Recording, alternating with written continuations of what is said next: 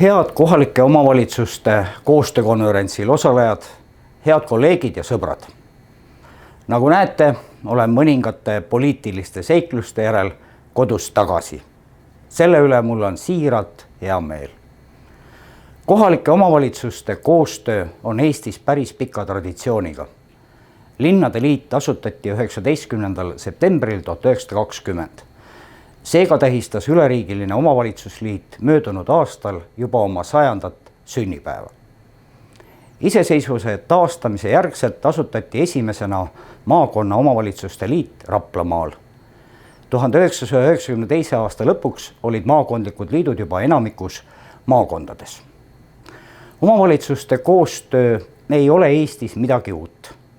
Elanike ootus kohalikule omavalitsusele on aga 100 aastaga oluliselt muutunud. Inimesed on tänapäeval palju mobiilsemad kui varem. Käiakse tööl, tarbitakse teenuseid ja suheldakse igapäevaselt sageli palju laiemas ruumis kui koduomavalitsuse piirid. Sellest tekib loomulik vajadus üha suurema koostöö järele kohalike omavalitsuste vahel. Nagu viitab tänase konverentsi pealkiri, üksi saab kiiremini, ühiselt aga kaugemale, võib koostööga vahel kaasneda ka raskuseid.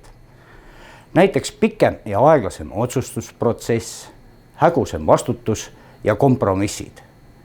Siiski on koostöö omavalitsuste üleselt sageli paratamatu. Toon mõned näited.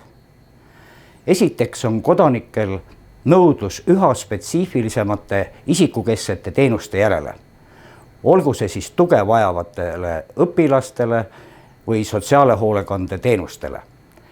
Teiseks on olemas olemuslikud omavalitsuslikud teenused, mis ületavad ühe valla piire, nagu ühistransport, ettevõtluskeskkonna arendamine või jäätmekorraldus. Kolmandaks on tihti oluline koostöö, et vähendada teenuste tagamise sõltuvust turutõrgetest, luua eeldused teenuse osutajate lisandumiseks turule. Ning neljandaks peab eksisteerima piirkonna arengu tervikvaade, mis peab tervikuks siduma iga osapoole huvid ja vajadused laiemas ühises arenguruumis. Minu töökogemus Võhma linnapeana, Viljandi omavalitsuste liidus ja Eesti Linnade Liidu tegevdirektorina on tõestanud, et ainult koostöös sünnivad tasakaalus ja kaalukad otsused. Riigi katusstrateegias Eesti 2035 on samuti üheks sihiks tugevdada riigi kesktasandi ja kohalike omavalitsuste partnerlust. Lisaks suurendada kohaliku omavalitsuse rolli, detsentraliseerimise ja piirkondliku koostöö edendamisega. Meie kõigi ühine töö on see sisuga täita. Kui varem oli tähtis eelkõige eri valitsemistasandite, haldusalade ja ülesannete piirid võimalikult täpselt maha märkida, siis edaspidi iseloomustavad valitsemist ilmselt üha rohkem sellised põhimõtted nagu mitmetasandiline valitsemine, võrgustikud ja koordineerimine.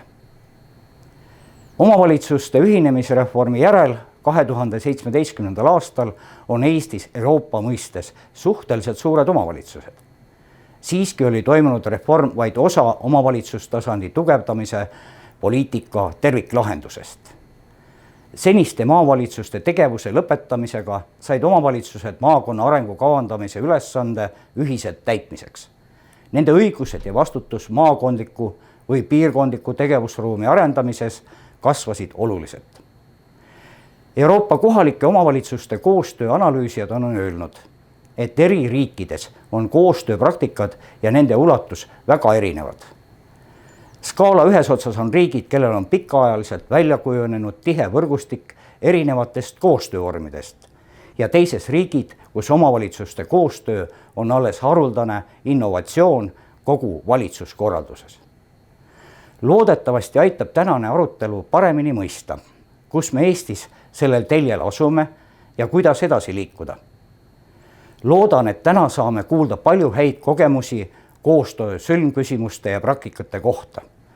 Nii pikaajalise koostöökogemusega Soomes ja Norras kui Euroopas ja maailmas laiemalt.